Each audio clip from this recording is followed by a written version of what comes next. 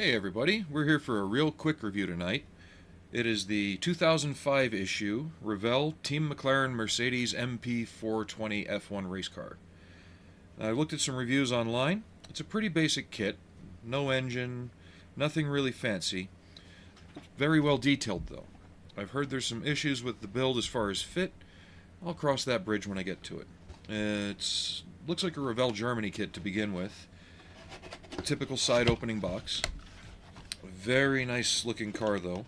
I like these newer style F1 racers with the more waspy build and shapes to them. Doesn't mean I don't like the old ones, but making sure I got everything out. So there's that. Doesn't mean I don't like the old ones, but these are just more insane looking.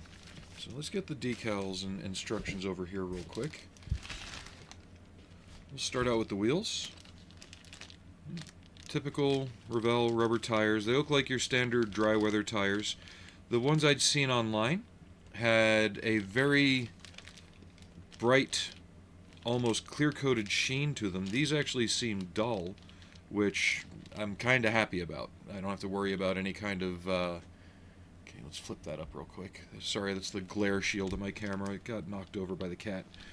I'm glad these aren't shiny, because I don't like spraying clear coats over rubber tires because they do tend to fog and chip up after a while.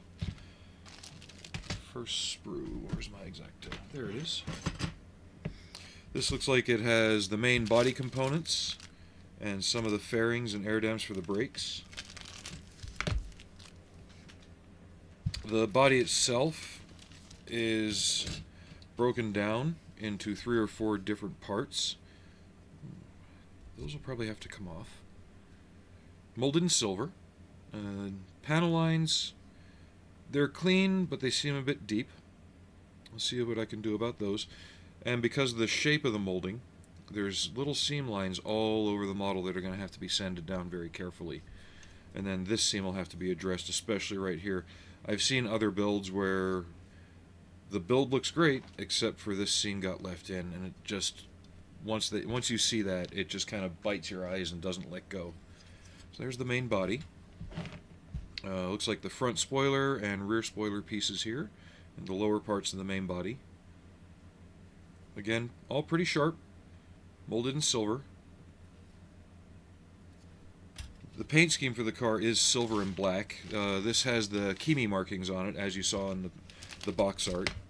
Apparently 2005 was a very good season for this team. Okay, make sure that's not a part and it's just a gate. Yep. Okay. There's the rims. Looks like the driver's tub. Yep, seat belts molded in. Rear view mirrors, main axles. And the lower pan. Nice wood texture on the spacing board there. Lower part of the main body, steering wheel, and some axle pins and exhaust parts from the look of it. Yeah, these cameras don't like silver at all, do they? Let's take another quick look at that other sprue. Yeah, the main rims. I'll have to look at the details on the axles since they snap on. I want to see if they are... if they have the center retaining nut molded in or not. If they don't, I might have to modify that. Looks like the brake light and the small windshield for the driver. Okay, first decals is the little sheet that's got the one of the Mercedes logos printed in looks like a very chrome finish print. And then these gold and silver metal decals are for some of the suspension parts. It looks like there's some clear carrier film joining them together here. So we'll see how those react to setting solution. Don't want to lose that. I do have a gold chrome pen if I need to use it. And here's the other markings for the kit. Nicely split to go around that side spoiler. Some gold carbon fiber for the upper part of the lower body. Other carbon fiber decals for other areas. I'll see if I can find some pictures, so if there's other places that I can paint carbon fiber on, I'll take care of that too. painting is going to be interesting. I'm probably going to hit it with the gloss black first, and then put the silver over it, since the silver is the secondary color from the look of it. Instructions are typical Revell Germany style 2005 fold-out sheets. Gives you all the parts breakdown in the sprue sheet. Make sure the camera's not blowing out from the white paper.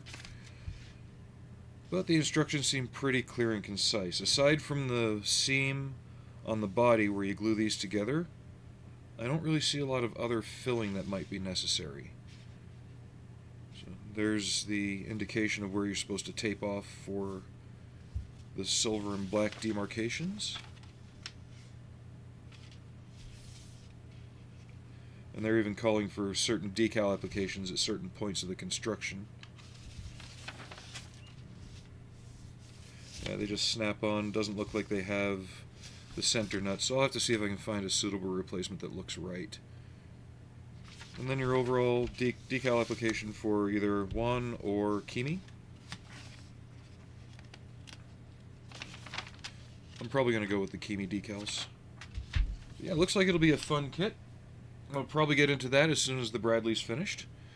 So thank you all for watching. I hope this review was informative and gave you a look at a kit that you don't see too often. So you all have a good day and take it easy.